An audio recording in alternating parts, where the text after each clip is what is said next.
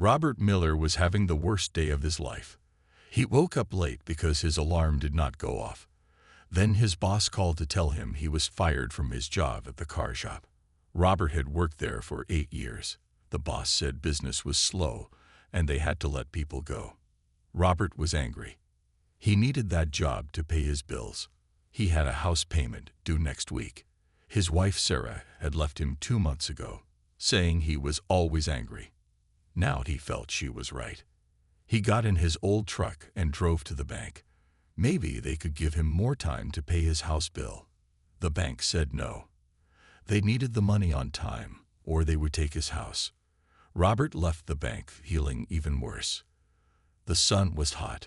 Traffic was bad. Cars moved slowly on Main Street. Robert turned up his radio and tried to calm down. He was stuck at a red light when a black car cut in front of him without using a turn signal.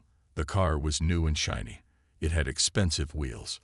Rich people think they can do whatever they want, Robert said to himself. His hands gripped the steering wheel hard. The light turned green. The black car moved forward slowly. Robert followed the car, honking his horn. The driver of the black car, a young man, looked in his mirror. He seemed confused. This made Robert more upset. When the black car stopped at the next light, Robert got out of his truck. He walked to the black car and knocked on the window. "Get out," he shouted. The young man in the car looked scared. He was maybe 17 or 18 years old. He wore nice clothes and had a gold chain around his neck. He rolled down his window just a little. "What is wrong?" the young man asked. His voice was calm and polite. "You cut me off back there," Robert said. "You think you can drive however you want in your fancy car." "I am sorry," the young man said. "I did not see you." The light turned green. Cars behind him started honking. The young man rolled up his window and began to drive forward. This made Robert even angrier. He ran back to his truck and followed the black car. The young man pulled into a gas station. Maybe he thought it would be safer with other people around. Robert parked next to him and got out of his truck again. The young man also got out of his car. He was tall but skinny. He did not look like he wanted to fight. "Sir, I said I am sorry about cutting you off. It was not on purpose." Robert walked up to him. "Your sorry does not fix anything. Who bought you that car?" "Your rich daddy." "This was my mother's car," the young man said. His voice got quieter. "She died last year." Robert did not listen. He was too angry. He saw the gold chain on the young man's neck. It looked expensive.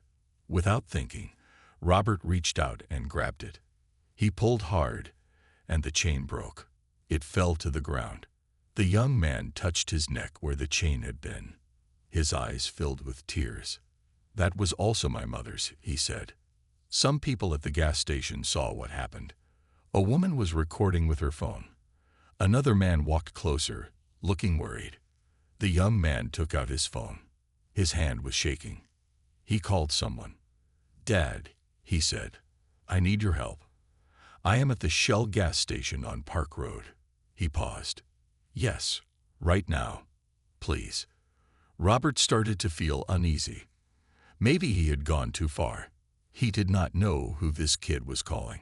He did not know who the kid's father was. He was about to find out. Robert stood in the gas station parking lot. His anger was starting to fade. The young man was still on the phone with his father. More people were watching now. A man in a business suit shook his head at Robert. A woman was still recording with her phone. The young man hung up the phone. "My father will be here in 10 minutes, he said. His voice was calm, but his hands were shaking. He bent down and picked up the broken gold chain from the ground. He held it carefully, like it was very precious. "Look, kid," Robert said. "You should not have cut me off in traffic." "I already said I was sorry," the young man replied. "That does not give you the right to break my property." Robert did not know what to say. He was starting to feel foolish. He looked at the people watching. They all seemed to think he was wrong. "My name is David Thompson," the young man said. "What is your name?" Robert hesitated. "Robert Miller." "Well, Mr. Miller, my father will want to talk to you when he gets here." Robert thought about leaving. He could get in his truck and drive away. But the woman was still recording. She would get his license plate. Running would only make things worse. So Robert waited. He stood awkwardly while David leaned against his car. The minutes felt very long. Then a black SUV pulled into the gas station. It was big and expensive looking. The windows were dark. The SUV parked, and a tall man in a black suit got out. He wore a red tie and had gray hair at his temples. He walked with the confidence of someone important. David walked over to the man. "Dad," he said. The man put his hand on David's shoulder. "Are you okay, son?" "Yes," David said. He showed his father the broken chain. "But Mom's necklace is not." The man looked at the chain. His face became sad for a moment. Then he looked at Robert. His eyes were sharp and serious. "You must be the man who assaulted my son," he said. Robert felt his stomach drop. "I would not call it assault," he said. "We had a traffic disagreement." The man walked closer to Robert. He was taller than Robert expected. "Let me introduce myself," he said. "I am Judge William Thompson." Robert felt the blood drain from his face. A judge. Of all the people in the city, he had to anger the son of a judge. "Judge Thompson," Robert said. "I had a bad day. I lost my job. I acted without thinking." Judge Thompson looked at him carefully. "Many people have bad days, Mr. Miller. Not everyone attacks teenagers because of it." The woman who had been recording came forward. "I got everything on video, Judge Thompson," she said, "if you need it for evidence." "Thank you," the judge said. He took out a small card and handed it to her. "Please send the video to my office." Robert felt trapped. "What happens now?" he asked. Judge Thompson turned back to him. "That depends on you, Mr. Miller. David, do you want to press charges?" David looked at his broken chain, then at Robert. What would happen to him? Assault charges, destruction of property. Given the circumstances, probably some jail time. Robert felt panic rising in his chest. Jail would ruin what was left of his life. "I do not want him to go to jail," David said. This surprised both his father and Robert.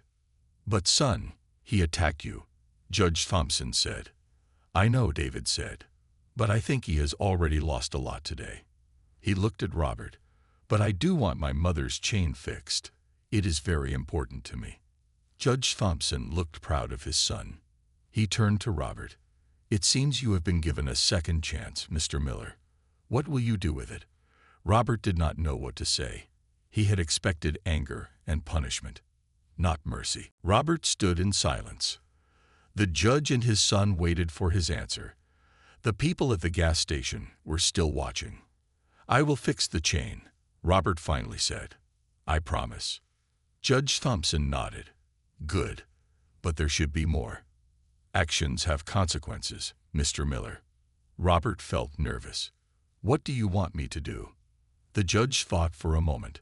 "We run a community center downtown. They need help cleaning and fixing things. You will work there for 1 month, every weekend. That should give you time to think about controlling your anger." Robert wanted to argue, but he knew he was lucky. The judge could have sent him to jail. "I agree," he said. "Dad, can we go now?" David asked. He still held the broken chain in his hand. "Yes, son." Judge Thompson gave Robert a business card. "Be at this address Saturday morning at 8. Ask for me." Robert took the card and nodded. The judge and David got in their cars and drove away. The crowd at the gas station slowly went back to their business.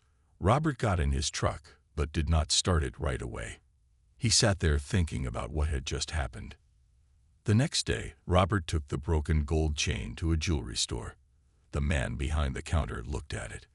"This will cost $200 to fix," he said. Robert had very little money after losing his job, but he knew he had to pay. "How long will it take?" he asked. 1 week, the man said. Robert left the store feeling worried about money. He drove around town looking for job signs.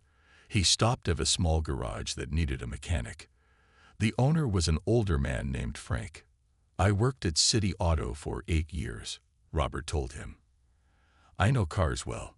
Frank looked Robert up and down. "Why did you leave City Auto?" Robert thought about lying, but decided to tell the truth. "They let me go. Business was slow." Frank nodded. "I can give you a try. Start Monday. Pay is not great at first." Robert felt relieved. "Thank you. I will work hard." Saturday morning came quickly. Robert drove to the address on the judge's card. It was an old building with a sign that said West Side Community Center. Children played basketball on a court outside. Inside, the walls needed paint and some lights were broken. "Can I help you?" a woman asked. She sat at a desk near the door. "I am here to see Judge Thompson," Robert said. The woman looked at a paper on her desk. "Oh, you must be Mr. Miller. The judge said you would be helping us." She stood up. "I am Mrs. Jackson, the center director. Come with me." She showed Robert around the building. There were classrooms for tutoring, a small library, and a game room. Many things needed repair. "Most of these kids come from hard homes," Mrs. Jackson said.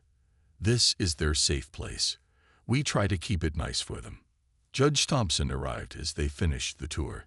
He wore jeans and a t-shirt instead of his suit. He looked different, more like a regular person. "Good morning, Mr. Miller," he said. "Ready to work?" Robert nodded. The judge gave him tools and paint. "Start with the game room. The table legs are loose, and the walls need a fresh coat." Robert worked all day. He fixed tables, chairs, and shelves. He painted one wall before it was time to leave. His back hurt, but he felt good about the work. As he was putting the tools away, David came into the room. He looked surprised to see Robert. "Hello," David said. "Hello," Robert replied. He felt awkward seeing the boy whose chain he had broken. "I took your chain to be fixed. It will be ready next week." David nodded. "Thank you." They stood in silence for a moment. Then David asked, "Why were you so angry that day?" Robert did not expect this question. He looked at David and saw real interest in his eyes. "I lost my job that day," Robert said.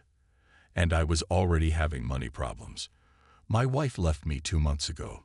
He stopped, feeling that he was making excuses. "But that does not make what I did okay."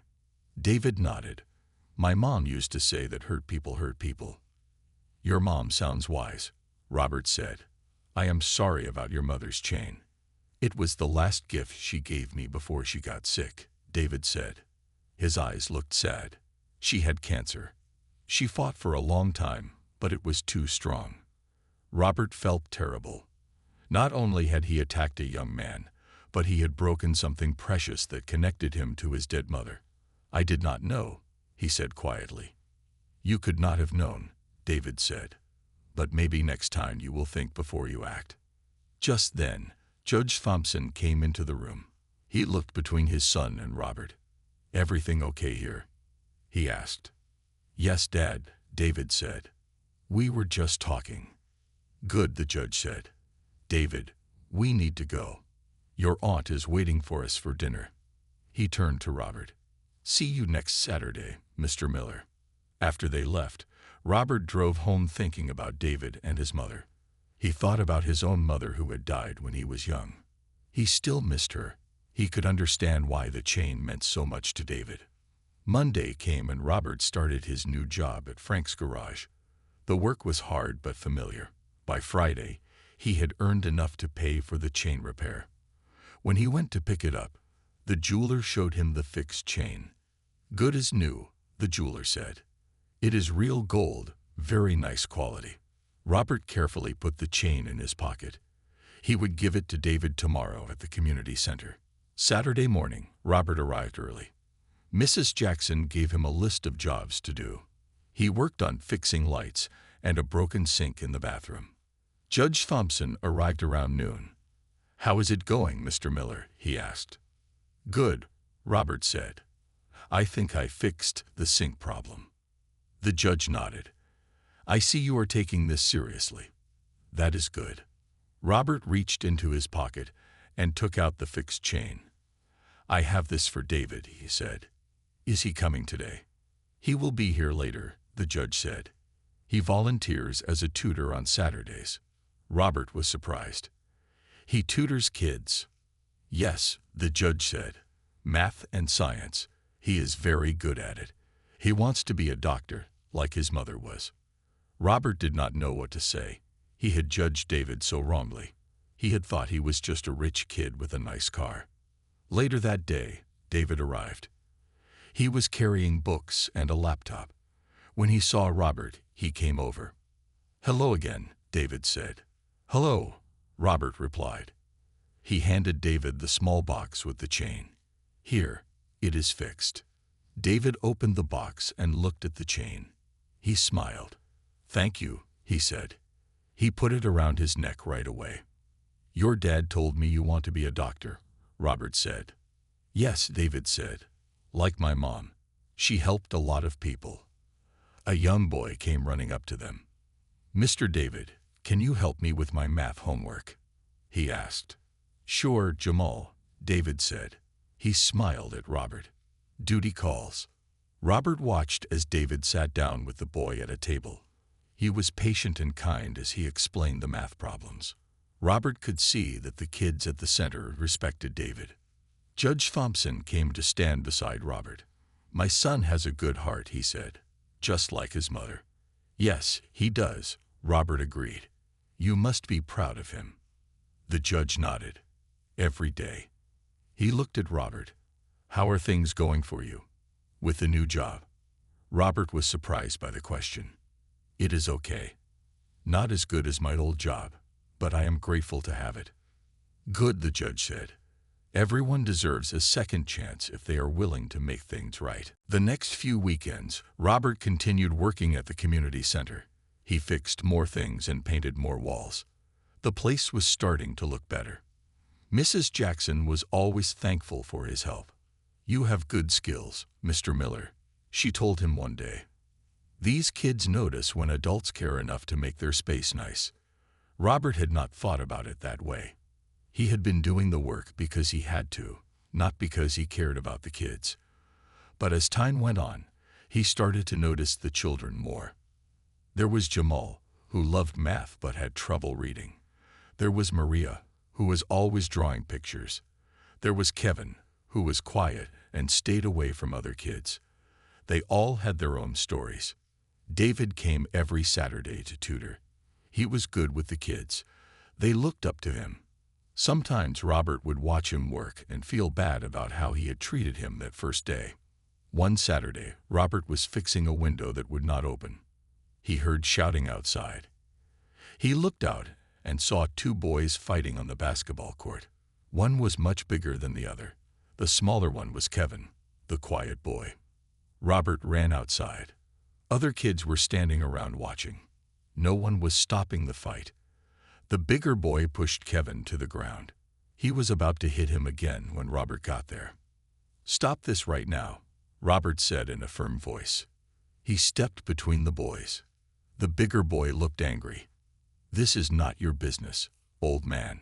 It is my business when someone is getting hurt, Robert said. He helped Kevin stand up. The boy had a bloody lip but seemed okay otherwise. He started it, the bigger boy said.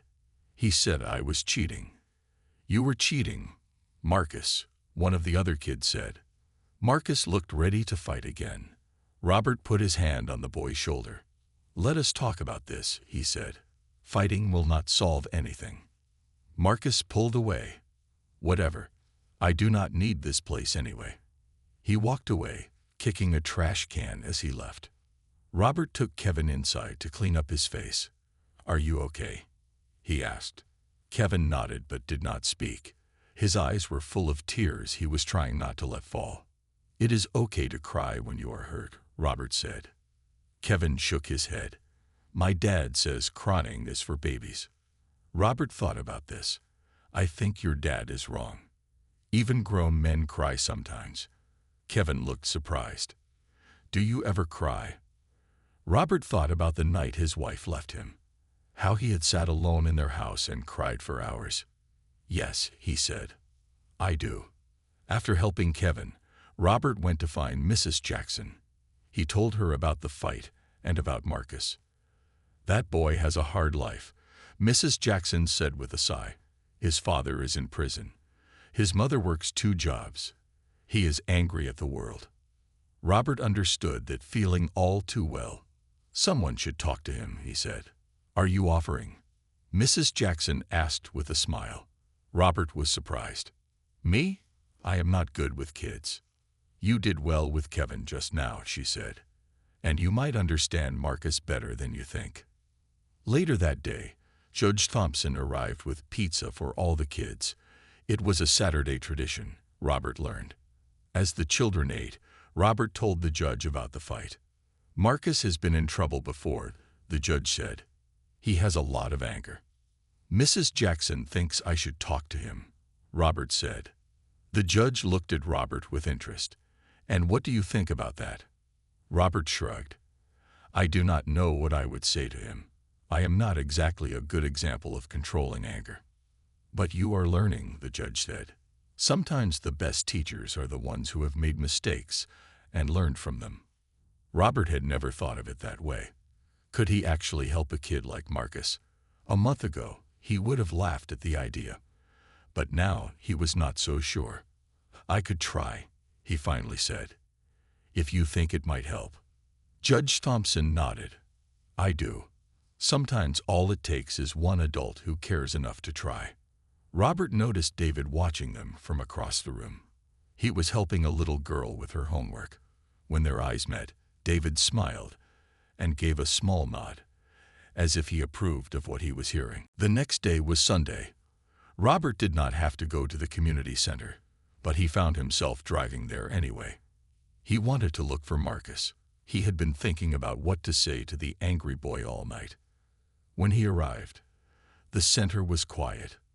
Only Mrs. Jackson was there, doing paperwork in her office. Mr. Miller, she said, surprised. We did not expect you today. I wanted to ask about Marcus, Robert said. Do you know where he lives? Mrs. Jackson looked unsure.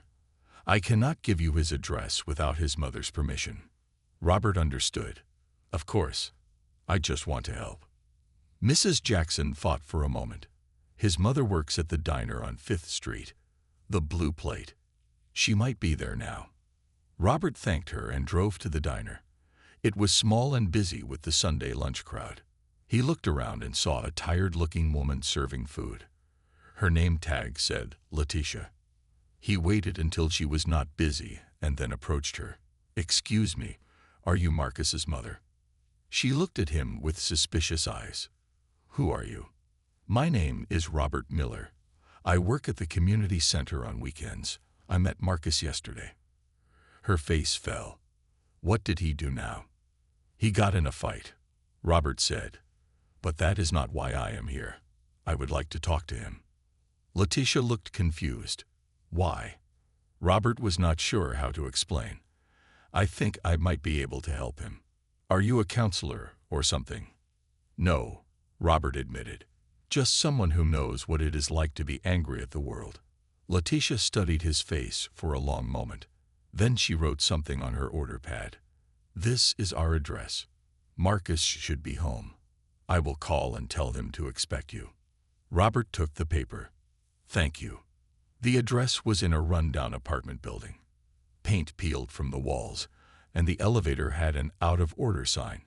Robert climbed the stairs to the 3rd floor and found apartment 3C. He knocked on the door. Marcus opened it. He looked surprised to see Robert. Mom said someone from the center was coming. I did not think it would be you. Can I come in? Robert asked. Marcus shrugged and stepped back. The apartment was small but clean. Pictures of Marcus at different ages hung on the walls. In the older pictures, he was smiling. In the newer ones, he looked serious. Why are you here? Marcus asked. He stood with his arms crossed. I wanted to talk about what happened yesterday, Robert said. I am not going back to that stupid center. Marcus said. That is your choice, Robert said. But I think you will be missing out. Marcus laughed without humor. On what? Babyish games and homework help. I do not need that stuff. What about friends? A safe place to hang out. I have friends, Marcus said. Real ones, not those nerds at the center. Robert sat down on the couch. Can I tell you a story, Marcus? Marcus rolled his eyes, but sat in a chair across from Robert. 2 weeks ago, I was fired from my job, Robert began. I was angry. I felt like the world was against me. On my way home, a young man in a nice car cut me off in traffic. I followed him and yelled at him. I broke a gold chain he was wearing. Marcus was listening now, interested despite himself. It turned out that the young man was David Thompson, the son of Judge Thompson. The chain was a gift from his mother before she died. I could have gone to jail for what I did. But you did not, Marcus said. No, because David asked his father to give me a second chance. That is why I am working at the center. It is my community service. Marcus looked surprised. You are being punished. At first I thought of it that way, Robert said. But now I see it differently. I am being given a chance to be better than I was. What does this have to do with me? Marcus asked. I see a lot of myself in you, Robert said. You are angry. You feel like fighting is the answer. But trust me, that path leads nowhere good. Marcus looked down. You do not know what my life is like. I know your dad is not around, Robert said gently. Mine left when I was 10. Never came back. Marcus looked up in surprise. I know your mom works hard, Robert continued. Mine did too. 2 jobs, just like yours. I know you feel like you have to be tough all the time. Like you cannot show weakness.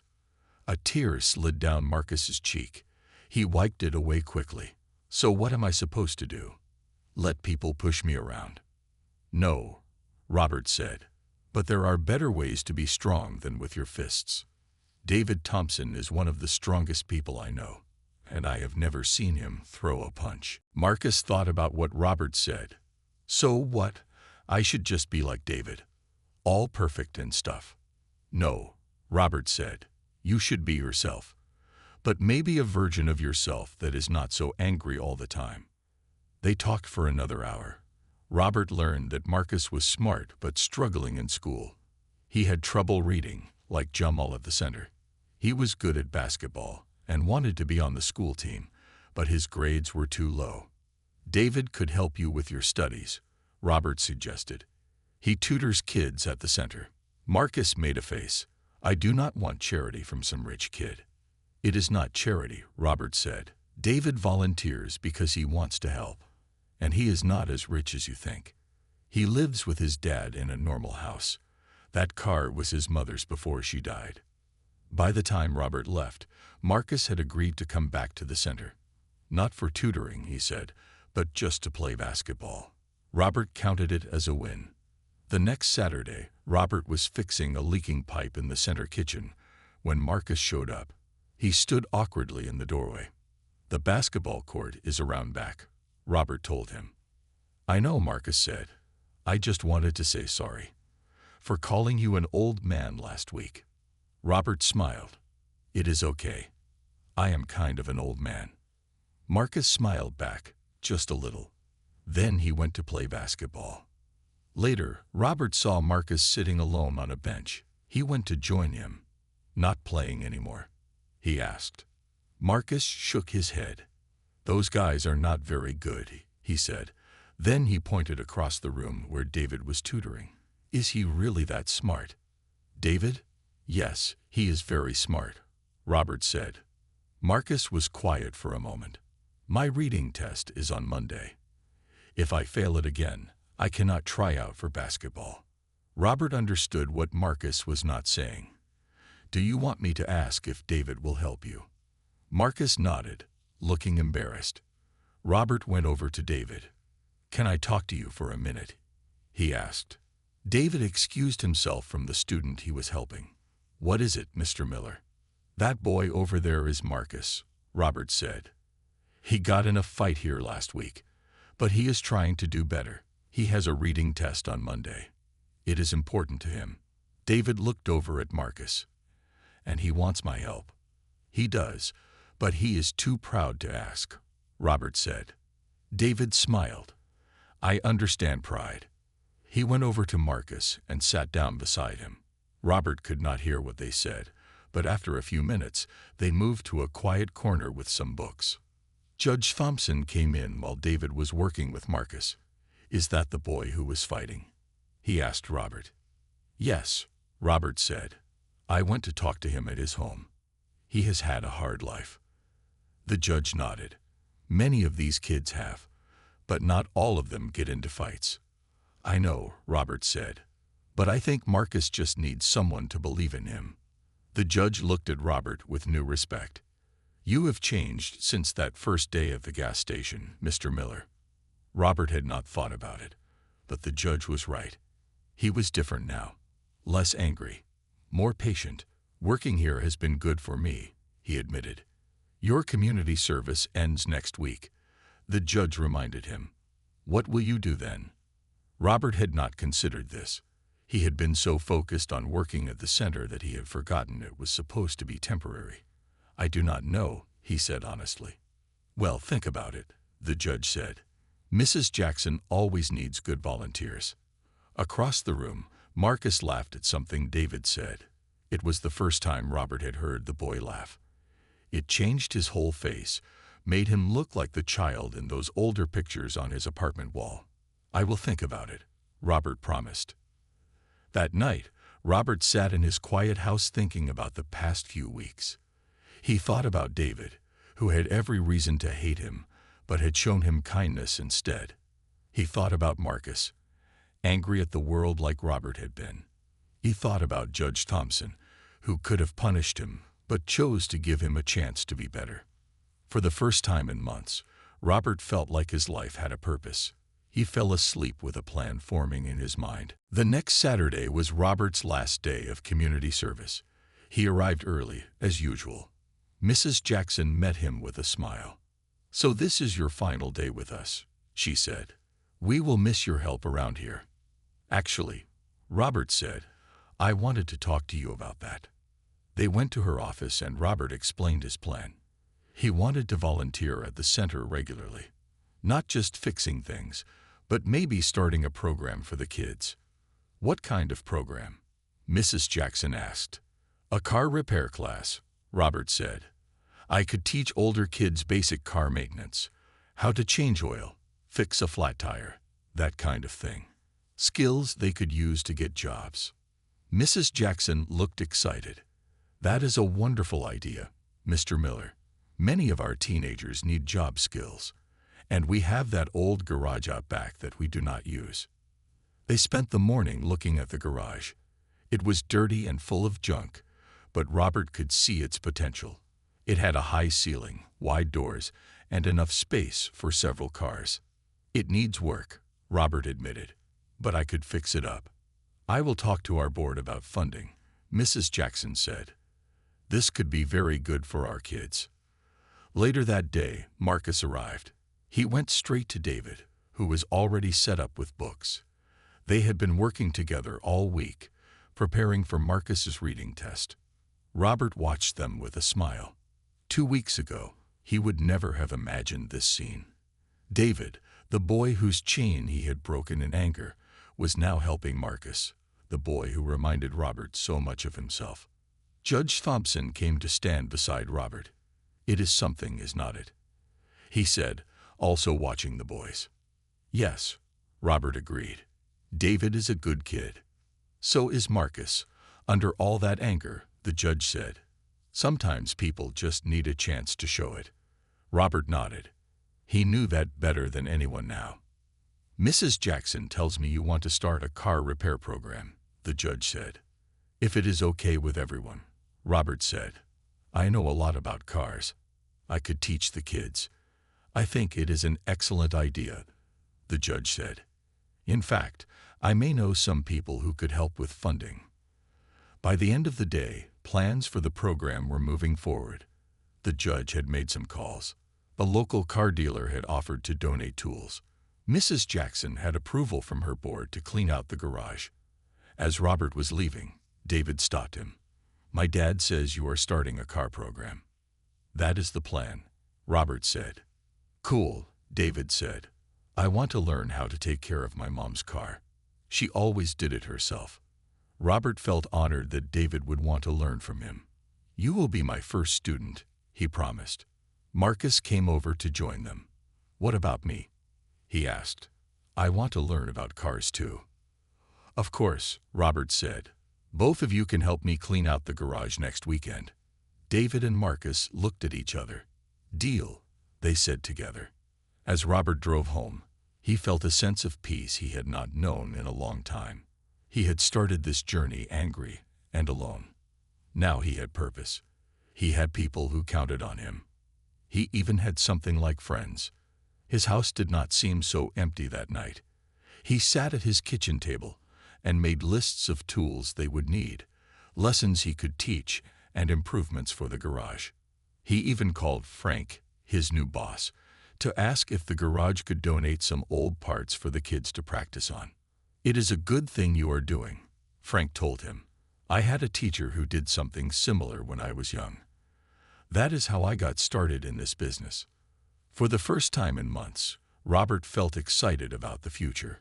He had lost his old life, his job, his wife, almost his house, but he was building something new, something better.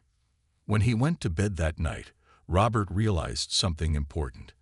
The chain that he had broken in anger had led to a chain of events that changed his life. He had been given a second chance, and he was not going to waste it. 6 months had passed since that day at the gas station. The community center garage was now cleaned up and running smoothly. Robert came 3 days a week to teach car repair classes. He had 10 regular students, including David and Marcus. Today was a special day. The center was having an open house to show parents and community members the programs they offered. The garage was the newest addition, and Robert was nervous about presenting it. "Everything looks great," Mrs. Jackson assured him as they did a final check.